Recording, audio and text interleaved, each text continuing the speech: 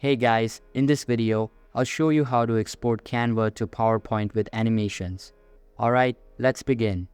First of all, open any type of preferred browser and search for canva.com. After that, sign into your account and then access the target presentation. So as you can see right now, when I try to present this presentation, I have my own animations. So let's try and export this by clicking on Share in the upper right corner of the screen. Selecting Download, and then if you select PowerPoint, it won't export the presentation with animation.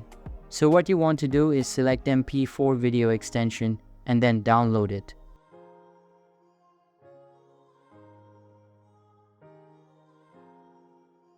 After it downloads completely, you can see that I have Microsoft PowerPoint opened up. Simply get to the Insert tab from the top and then import the target video from your device into the presentation.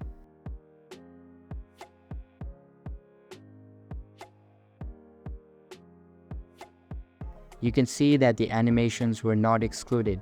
So that's basically how you can export Canva to PowerPoint with animations. And that's it for this video. If you find this helpful, consider subscribing and giving this a big thumbs up. Thanks.